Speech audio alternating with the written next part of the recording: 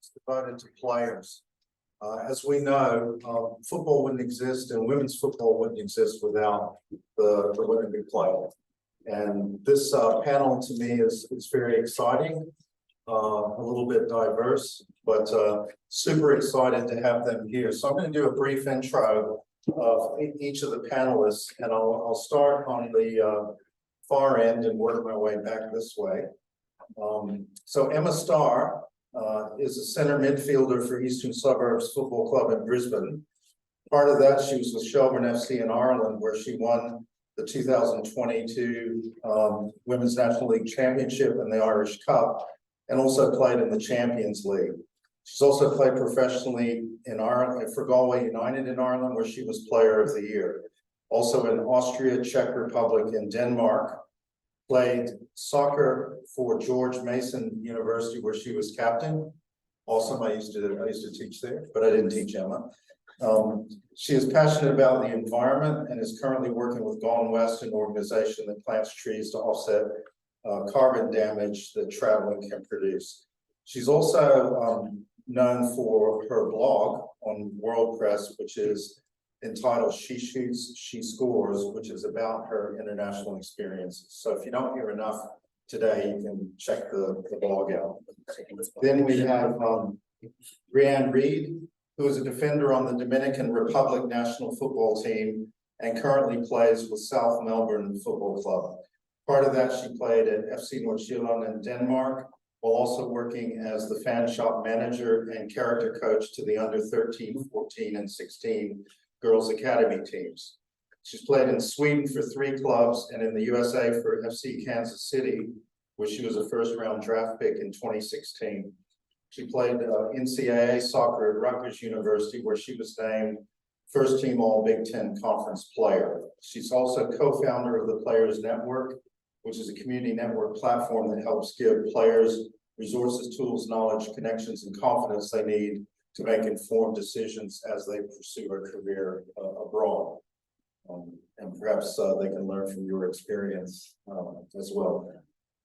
Then Sarah Carlick is a PhD student at Swinburne University and Community Project Officer for Melbourne Victory Football Club. Her PhD investigates the lived experiences of migrant women football players. She's also a USSFC certified with a significant experience coaching women's football at university and youth levels. As a coach and international women's football player, Sarah understands the lenses which sports are viewed and is motivated to ensure the next generation of women football players have the tools, resources, structures in place to succeed. Common theme, which is I love the giving back and supporting future generations. Then we have, who's next? Jessie. Right. Jessie was on the panel this morning, and you may have heard she is just retired as captain and central defender for FC Nordsjælland in the Danish Premier League, winning the Danish Cup in her final match as captain. Yay.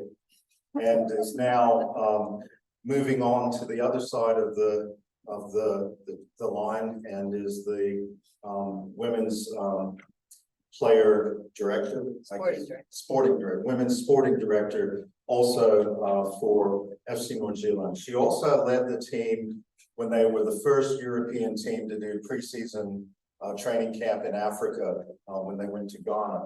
And if you don't know the FC Nordsjælland model, it's owned by Right to Dream Foundation, and they have academies in Ghana and Egypt and other places where we'll hear about that tomorrow.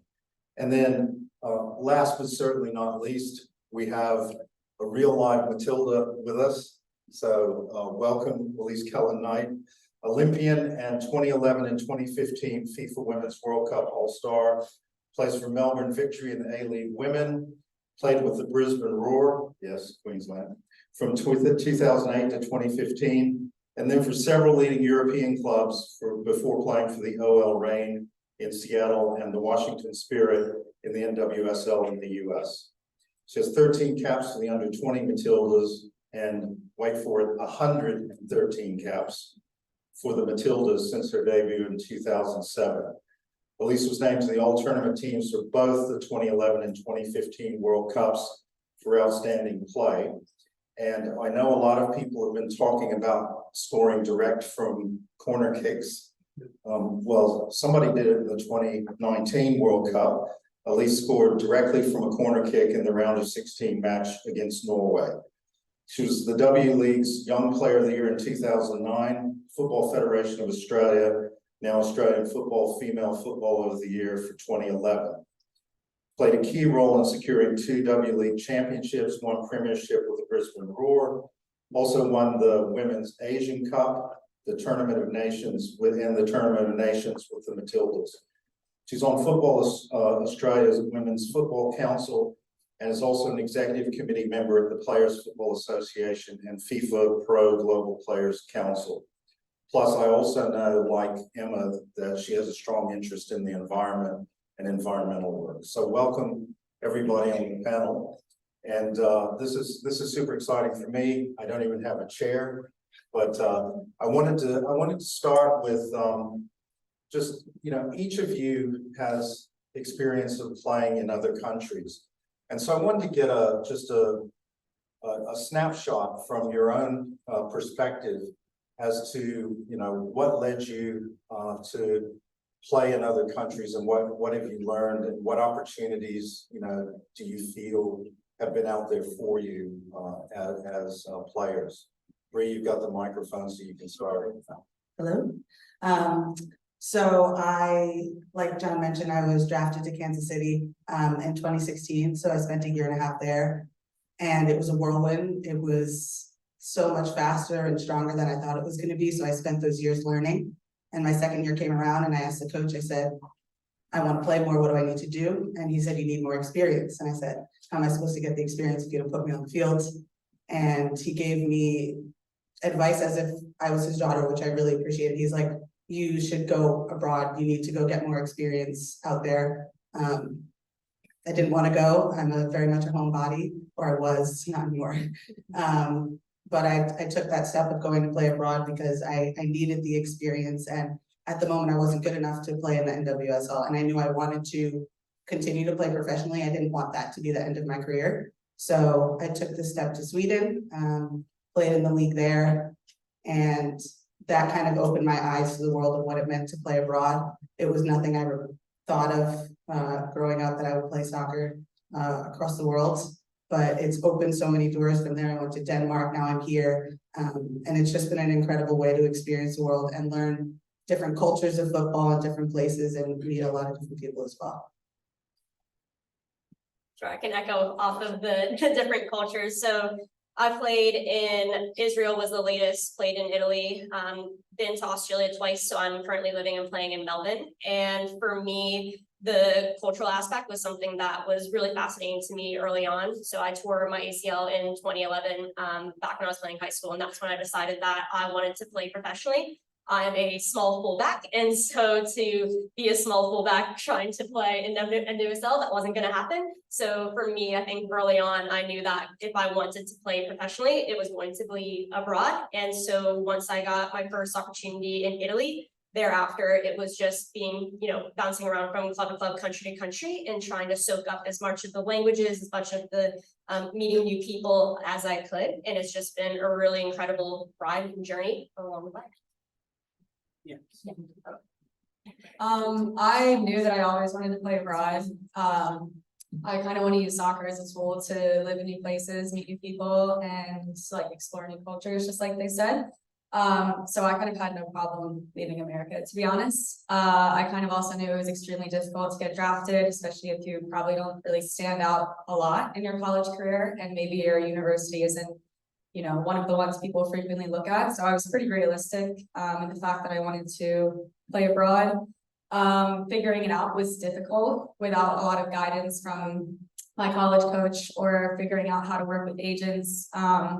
So I think, yeah, I mean, that's one thing I'd love to see change going forward, is just more information available to college players, and kind of like a example of a pathway to kind of just help us transition out of college and figure out, you know, where you can play, visas, etc. But yeah, so far it's been great. I want to continue playing for at least a few more years till I'm Jesse's age, probably. And yeah. Can I ask you for a favor and tell us the clubs you play for? I'm really interested. Sweden, Israel. Sure. I know these clubs. I played for FC Kansas City in the US, Karlsruhe EK in Sweden, Eskilstuna United, and then most recently FC Nordsjælland, and now I'm with South Melbourne. I played for Villerup Skovlunde, in Denmark. I played for FK Dukla Praha in Czech Republic. I played for Galway United and Shelburne in Ireland. And then I played for, I'm actually blanking on FFC Borderland in Austria. Sorry. I was with Yazina in Italy, Emekather in Israel, Moreton Bay in Brisbane, and currently with Keilor Park in Melbourne.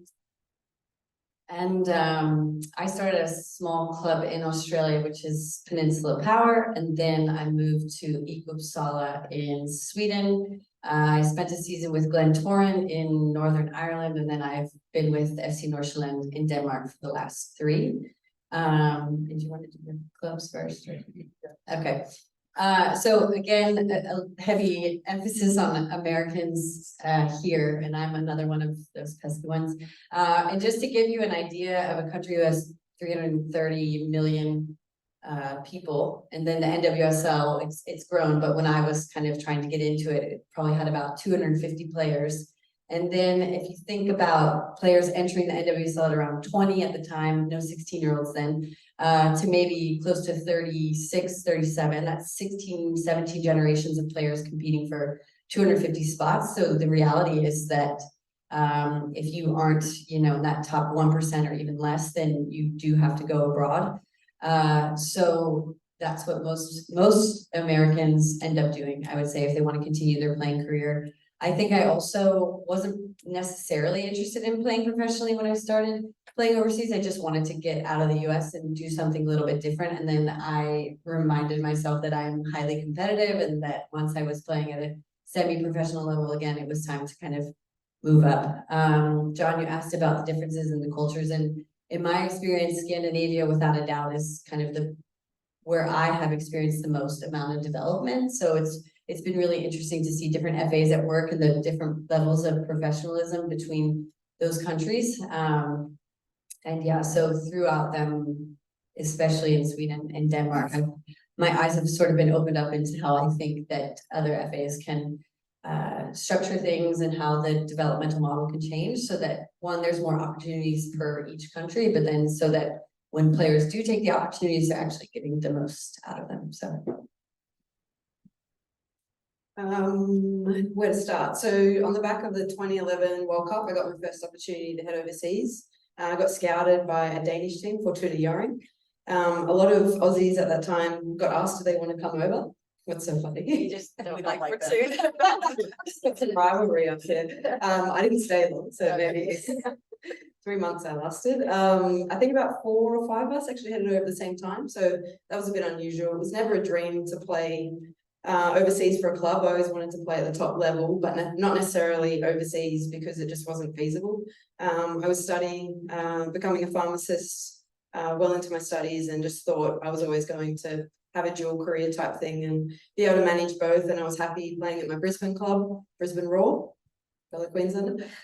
So that was always a dream, and had an unfortunate injury in my first club stint, and I just decided to come home. I wasn't going to go through a rehab process overseas, and that was the end of that rehab. Got back to a good level, and then got curious again, and had an offer come in from Japan. That one I just took up because I was curious. I like different cultures, and thought it was a good opportunity, a short-term contract. Really enjoyed that.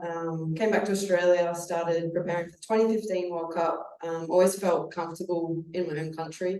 We didn't have a full-time league, so you never got regular games, which was always an inhibitor, but I never looked past it because I was doing a million things off the field, so I was still enjoying it. And then 2015, things got really tough for us with the Matildas. We had massive time constraints. We were in camp for about 4 months continuous, so I could no longer work. We weren't paid enough. On the back of that, we went on a strike saying we can't really do this anymore. Like we need to be paid decently. And then we did that. And at that same time, I got a good opportunity to go to Germany at Turbine Potsdam. And there I signed a two-year deal and then extended to a 3-year. And that was probably something that I saw long-term. Again, not a well-paying contract, but just something where I could play, 20, 25 games in a season. And just have basically the environment to become a better player. I mean, I was 25 at the time, I needed to push myself a bit. And then actually ended up staying in Europe for about 8 years. I had a stint in America where again, I got curious, like a lot of us are over in America, I wonder what this league's like. But didn't actually enjoy it so much and I left there and jumped back to Europe. So I've traveled around a fair bit and I've landed back in Australia now at Melbourne Victory. Right, now, that sort of raises a question that I've had, and I've heard several people talk about in the lead up to the World Cup, given that almost all the Matildas now play internationally.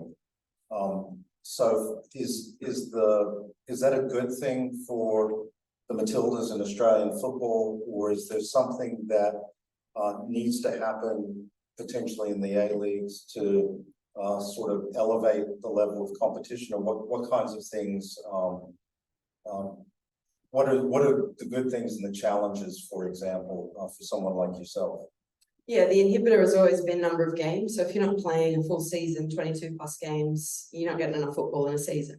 But I think the A-League's now branched out to that, so we're going to have a full season. But I have to be honest, the quality's not there for a world stage. So we've got players in the Matildas at the moment that have come off the back at the A-League and they're doing really well. And I 100% think it's possible. I think you can get to the level, but it's hard. It's really hard. The intensity, the speed of the play, everything that you're exposed to in a training environment, it's just not quite there. Because if you jump over to Europe at a good club, don't get me wrong, there's some very average clubs in Europe. So if you get that balance wrong, but if you're in a good environment in Europe, you're going to be challenged a lot more. And I think this is why we're seeing such great performances from the Matildas, because we're suddenly at that level. I think having a minority of the team still playing in the A-League is fine. I think you can certainly do that. I mean, Courtney Vine's been exceptional. Maybe her World Cup performances haven't been at the level they have been in the last 6 months, but she's proven you can play in the A-League and still jump up to international level, but it is hard. And you American players, we're talking about the limited number of places, and then you have international players come and take some of those places in the professional league. But you all came through the university system. And I know Jesse and I were having just a side discussion the other day, and I'd love to hear some perspective on this as for the future development of American players, particularly as professional opportunities expand around the world. Is that the best sort of approach for a young American player to take, or an international player? A lot of international players come into the college system in the US. Is that the right way forward, or is an academy structure more beneficial? I think it certainly depends on your goals. I think if you're a top player, then you're probably not going to want to go the American university route, because the emphasis there is, yes, on your athletics, but it's also equally, allegedly, as important for your academics. That's the verdict is out on that. But if you are a top player, that's not going to be, in my opinion, the best choice right now, because the season is completely condensed. So you mentioned, 22 games in a season over the course of the year, and it feels like in the NCAA they do that in 3 months. So American soccer players are playing 2 matches per week, maybe having 1 tactical session at most a week, and the rest of the time you're recovering, or the players who aren't getting as much time are getting pushed. So certainly from a developmental perspective, the NCAA isn't where you're going to want to spend 4 years of your life. Again, if you're a top player. If you're a player who's just wants to keep playing and doesn't have ambitions to play professionally, I think certainly the NCAA is a great route to go. I think American players still believe that the NCAA is the best way to get into the NWSL. I'm not convinced that NWSL is the best league in the world. Certainly some of the finest athletes and a really fast competitive game, but not the most pure form of football, and certainly not the players who've dedicated certain amounts of time to like tactical and technical awareness. So even though it wasn't really an option back when I was going into university, or at least it wasn't a popular option, if I were going to suggest something to a serious 17-year-old soccer player in the United States, I would say you should go to a developmental academy in Europe in particular. I wanted to, Bree, since you're getting the microphone, I wanted to kind of do a follow-up with you. I read in the paper the other day where 18 of the Philippines players are American citizens as well and grew up in the US. You play for the Dominican Republic. So tell me a little bit about how that came about and what sort of challenges you see between a national team like the Dominican Republic versus what, for example, resources are there for the Matildas or for the US national team. So I actually only got my first cap back in 2021. I am Dominican, my mother is Dominican born, but my name is Brianne Reed, so you don't notice the fact that I'm Dominican. My mom's name is Yolanda Mercedes Perez, which is much more Dominican. So I actually had to write a letter to the Federation asking if I could play for them because they didn't know that I existed essentially. But similar to the Philippines, more than half of my team is American born. I want to say maybe I can count on one hand the amount of Dominican born players that I play with. And it's encouraging but sad because I do see the talent that there is in the Dominican Republic, but because they don't have the same infrastructure, leagues, clubs to play for, they don't get to the level that they can to be able to go to the national team. So we've had girls who've left and they'll go to school in the US and then they end up getting the call back into the national team because that's the route they need to get in order to improve to be able to play at the national team level. But in terms of our resources and the experience that I've had, it's been a shock because I grew up in the US and I've followed the US and their system, and what it looks like to be on a national team is so far from what I've experienced. Luckily, my team is very resilient and we find the joy in a lot of the situations that aren't the best. But I just think it's such a difficult fight, even just talking with our federations, the macho culture that is still in the Dominican Republic. You can barely get a conversation in with the president with him taking us seriously. And it gets to the point where you just like, you don't want to continue to be battered and pushed back. You feel like your voice isn't heard, and we're trying, we'll keep trying, but I know it's going to take years and years and generations after us for us to be able to compete on the stage. I can't remember, it might have been in the first panel, someone said that their federation wasn't entering them into competitions. And my research prior to joining the national team, everything said, did not enter, did not enter, did not enter, did not compete. So I didn't even know if the national team was actually competing at the international level. But we've gotten better with having more consistent camps. But after our World Cup qualifiers, we went a year without having anything because they fired our coach and we didn't have anything. And that was off the back of, we played Jamaica in our last World Cup qualifier game. We had to tie them or beat them in order to go through to the CONCACAF championships. And that was the best run the Dominican Republic has had. We lost 5-1, but we celebrated like we beat them. But I remember the girls on Jamaica coming out to us after the game, specifically Bunny, and we were all crying and she was like, we were you guys, like, just keep going, you'll get there. I know it takes time, but it was just so encouraging to hear other players who've been there, who've had the same fights and understand the complications that come with being a small resource federation.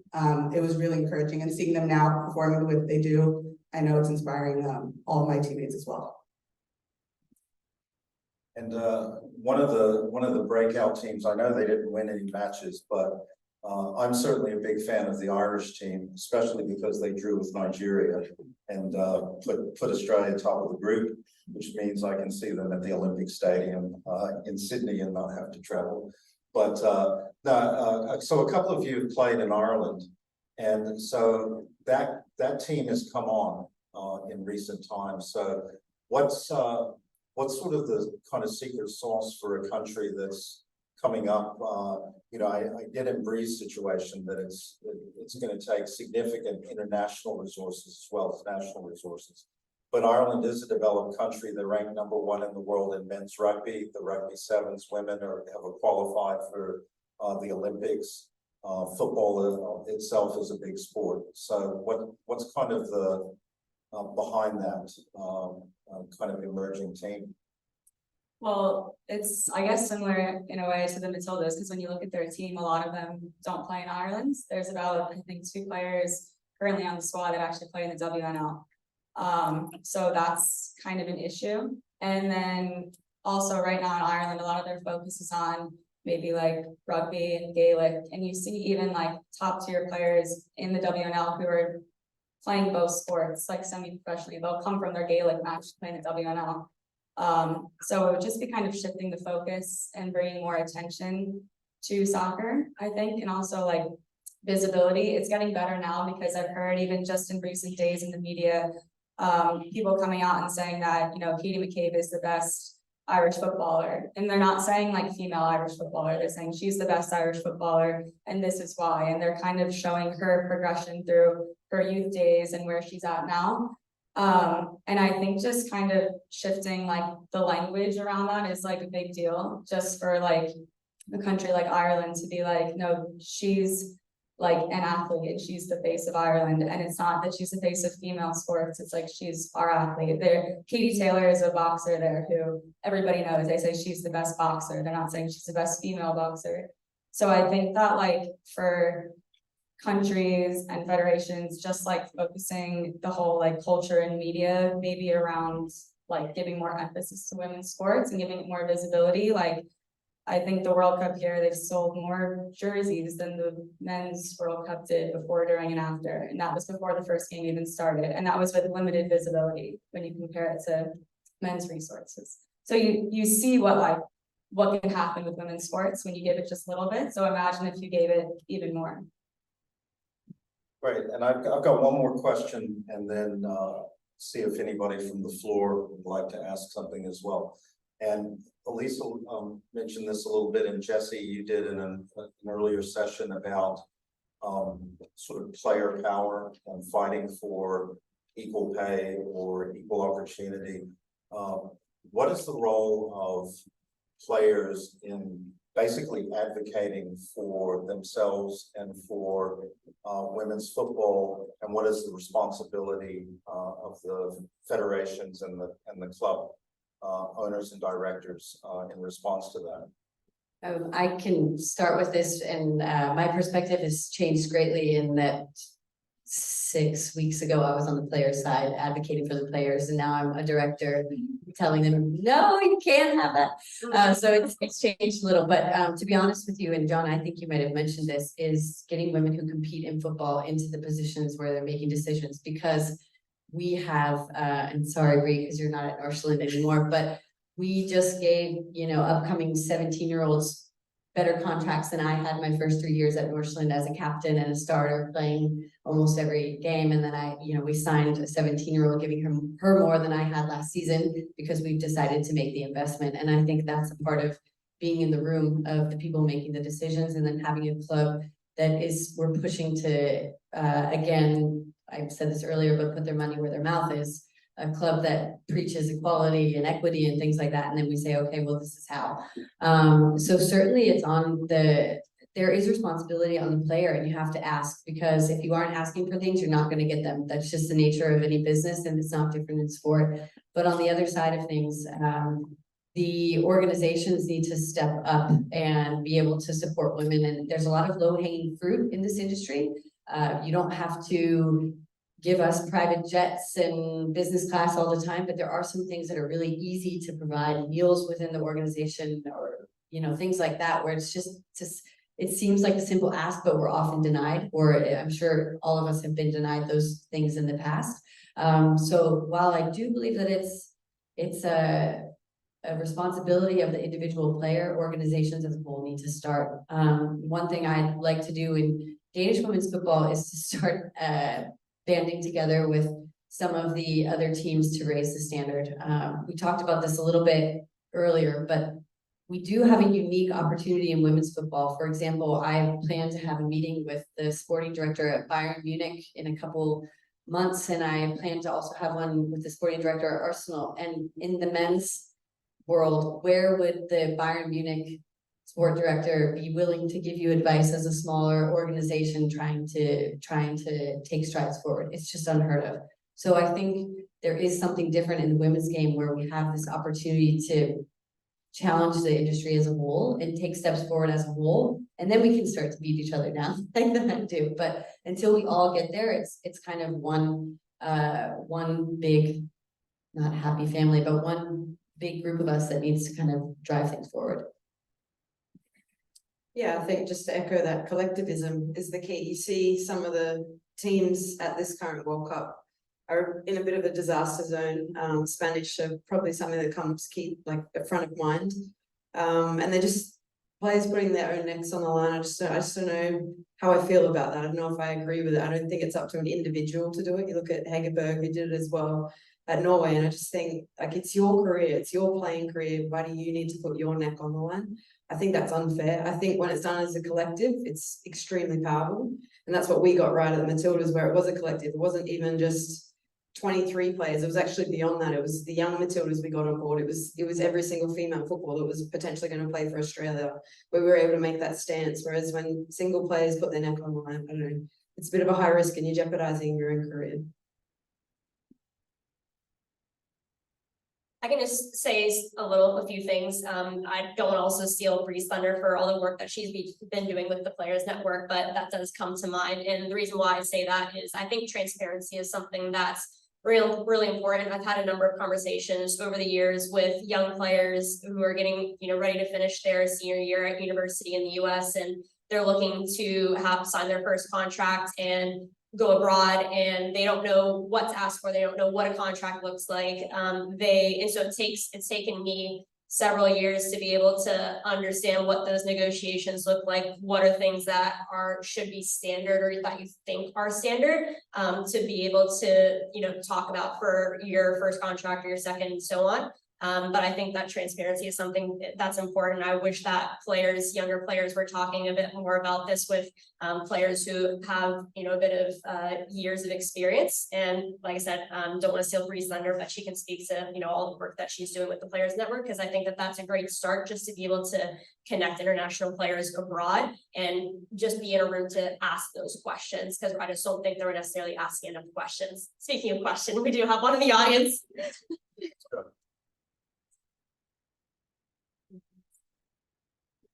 Here we go. Hi, I'm Katrina Wallstrom from the United States Sports Academy. So I just had a quick question. A lot of change happens from the outside stakeholders, such as your fans, your spectators. What role would you like to see your spectators play in initiating change in women's football?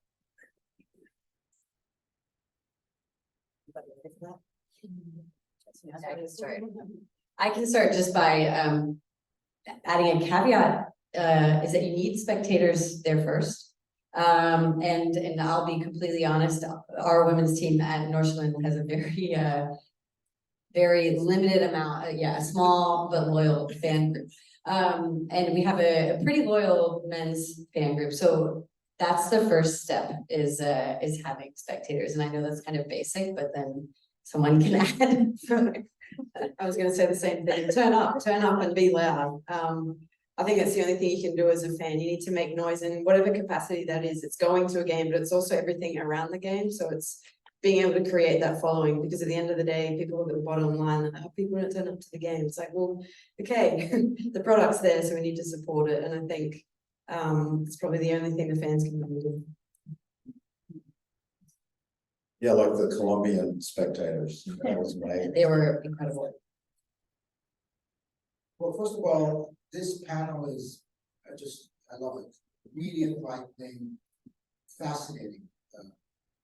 Partly because of course it's not run by academics, so. I have hundreds of questions, but let me just ask two. One is, can you speak to the fact about how is it different being coached by a man as a versus a woman? I'd like to address that. And following the very important point about spectators.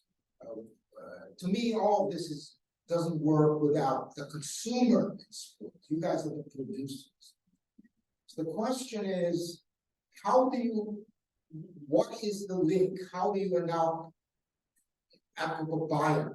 I mean, I studied Bayern in some detail. Even 7 years ago, if you mentioned Frauenfußball, you know, you were looked at askance. They were just, this was a joke. Okay? And now it's not. And in fact, I think the advantage of the European system, you addressed it a little bit, and you know, in response about which model is the better one. And you know, I wrote a book on this, and I actually agree with you that ultimately, I think ultimately at the top level, the European club level is better.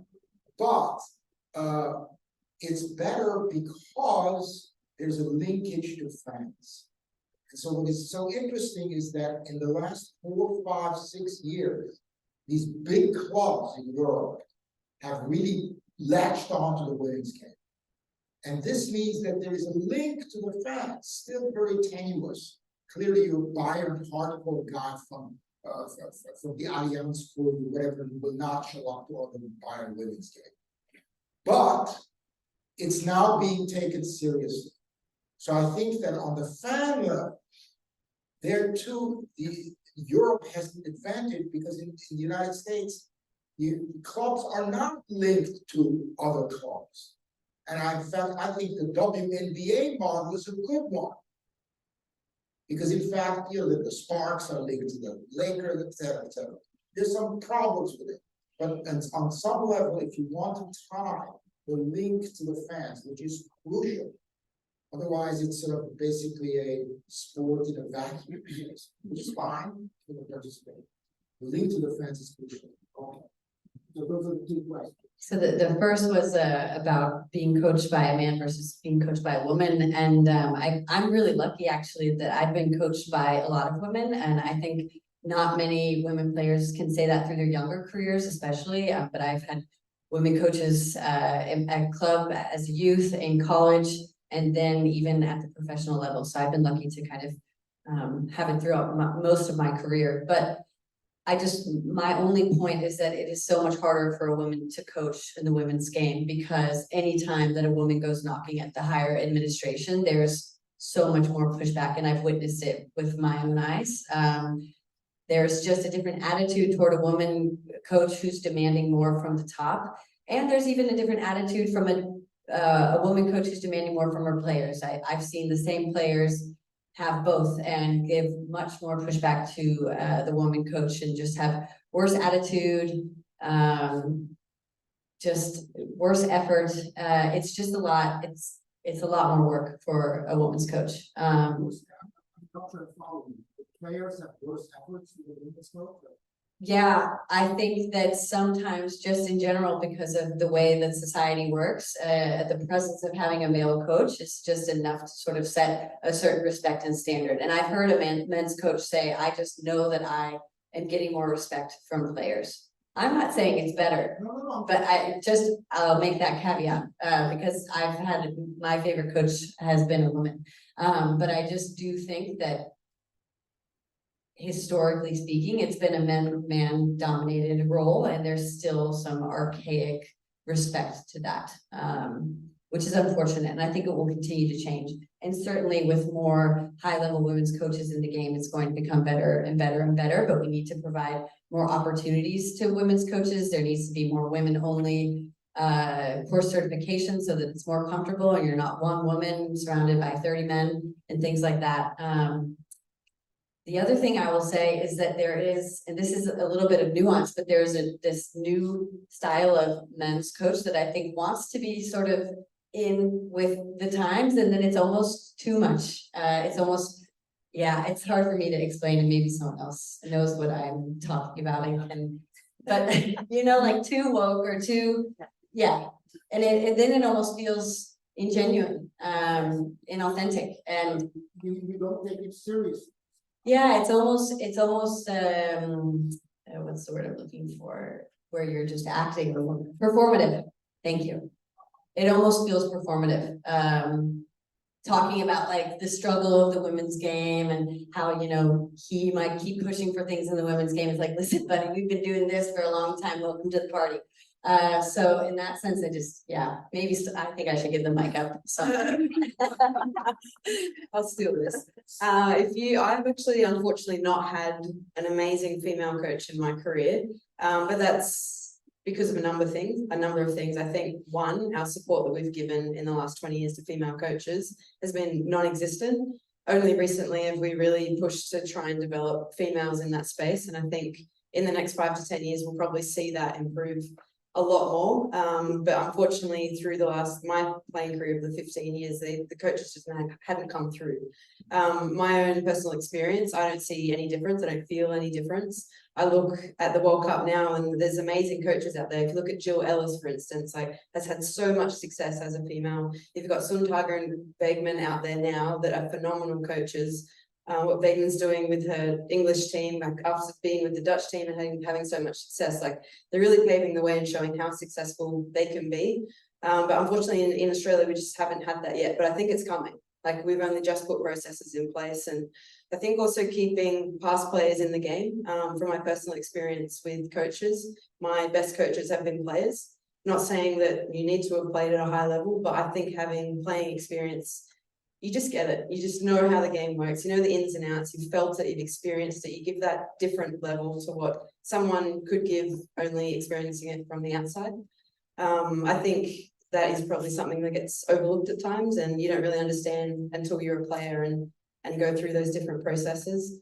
But yeah, when we sat down to think, because we've gone through a number of coaches with the Matildas, player input is very important, and I respect that our federation listened to us. So we've sat down and, you know, when Hestorina, for instance, that was an unsuccessful female coach that we had, not because of gender, it was purely cultural. She just didn't really click with what we were doing here in Australia, and that got found out pretty quickly. And then we sat down as a group and said, okay, what do you want? Like, was it the fact she was female? And we all said, no, like right female for the right job, 100%, like we're in. So gender was never really a factor for us. I just want to say one thing that Emma Hayes said I don't know if it was an interview or in a documentary, but she said whenever she gets a new men's coach on her staff, she just says, shut up for the first 2 weeks. Don't say anything, just observe, learn. And the last thing I'll say on this topic, as I've talked a lot, is that I think it's really important for a men's coach to come in and do just that and observe, especially ones coming over from the men's game. It's just to kind of get the trust from the players first. But yeah, I thought that was interesting from Emily's. Do you think that at some point a woman could coach a men's game? Yeah, I mean, it's happening now, but yes, definitely. I certainly think a women's coach could coach at the top, a female coach could coach at the top level. The game, the rules, the tactics. Yeah, the speed of play is the only change, and I think even that is going to continue to improve as women become more full-time, but there's absolutely no limiting factor. And I think as we see that trend moving forward, the only thing that I get a little bit worried about is that then great women's coaches leave the women's game. But other than that, there's nothing holding them back. Yeah, that's on men. I mean, I think it's the women doing it first. They've got to pave the way, and that's a challenge. Anyone doing something for the first time, they're going to have to go through the weeds so that 15, 20 years down the road, another woman can go through and think this has been so easy. But whether or not men's coaches accept her. Men's players. Oh, men's players. Men's players. Yeah, oh yeah, yeah. If you know what you're talking about, you can command a room and command respect, I think. Yeah, yes. You know that she's cuts them off absolutely. That's what's so interesting is that men players accepted women reporters. It's actually the outside male world that doesn't. The players at the top level accept women reporters because they know that that's their job. They're very good at it, and great, we accept them. It's the rest of society that does. So Becky Hammond, I would argue, would be accepted by an NBA player. I'm not sure still whether she would be accepted by the NBA's existence. Yeah. Okay. Yeah, and I think if you have a team that accepts you and reacts to you and respects you and you're getting the most out of your team and the team is getting results, then suddenly the rest will come around. Related to what Professor Markovitz was saying too, about you, and Bayern, and you brought up Bayern Munich. Several clubs have succeeded primarily with, by investing in women that weren't sort of at the Bayern Munich level. So clubs like Wolfsburg, and Olympique Lyonnais have become better known for the women's team than the men's team. You now have models like Angel FC that exist independent of a male organization. So in terms of that, for all of you as players, in organizational structure, is it important or significant and that clubs operate, by and for women? And conversely, if large clubs like Bayern and Real Madrid and Barcelona, et cetera, as we know, invest heavily into women's football, do we run the risk of gigantism that exists in the male game with a handful of teams at the top with the most money and revenue controlling the game? What is the best way forward from your perspective?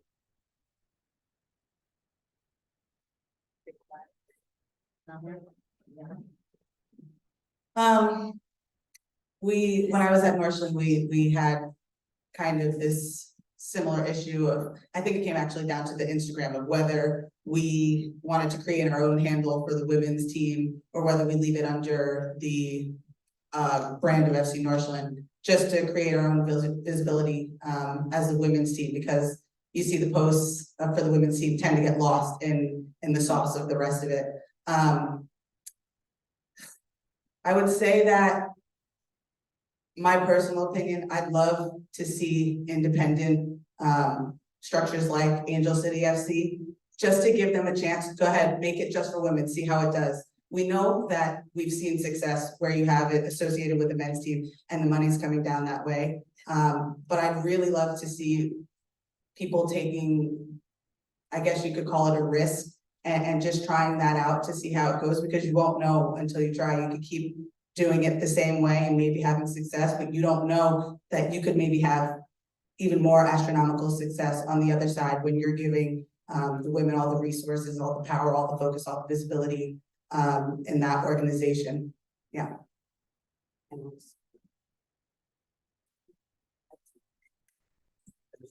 trying to palm the mic off. I think it could go either way. If you get, America's different because it's just obviously so much money in that country. It's easy to build a standalone club. I think if you look at somewhere, for instance, Sabina Potsdam was a standalone club. While I was there, we did very well. We had some world-class players who were always competing for titles, and now they've fallen off the radar, can't even make the top division. And you look at that, they just can't compete in Wolfsburg and Frankfurt and Munich anymore. And that's disappointing just because there's so much money from these big clubs, it's just impossible. Like the Germans can't do it with a standalone club. I think the same would be in Sweden, the same would be here in Australia. I think Canberra United will start to struggle as the game grows. So yeah, it's interesting to see. I think if you can do it alone, amazing, but it's going to be hard to compete with these big clubs. That's great, and we're almost out of time, and since you're not an academic panel, I'll get a quick answer to this question. So you've seen virtually every team play 3 matches, at least 2. Who wins the World Cup? Do I have to go first? Before the World Cup, I had to take Matildas off the table, obviously. I'm batting for them. Before the World Cup, I said Germany. I don't know, my gut still tells me that, but I think Japan and Germany final, if I can't pick Matildas. Why can't you pick Matildas? Such an obvious answer. Yeah, I mean, I'll be honest, I actually haven't seen any of the US games, which is who I would have said leading into that because of the blind patriotism you have as an American. But I really like Japan. I've seen little of Japan in this particular World Cup, but I did see them earlier in the year when they were playing against Denmark in a training match. So I will go Japan. I was gonna say, I'm also for Japan, and I wish that I could say the United States, but I too have not seen them play throughout this tournament just yet, but yeah, Japan is my team. I'm gonna go with my blind patriotism here, folks.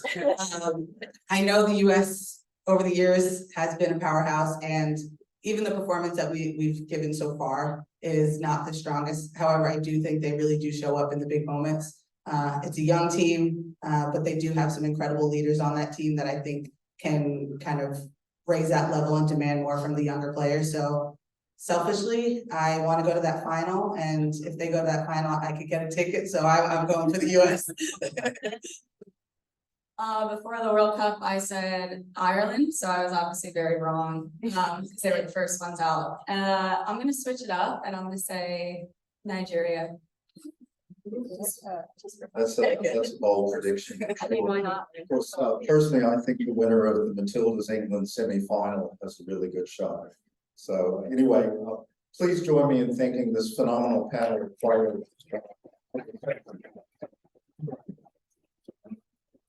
We'll have a few minutes break and then we'll start back 2 o'clock for the next session.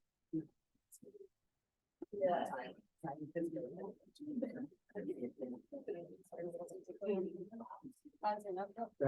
You guys go.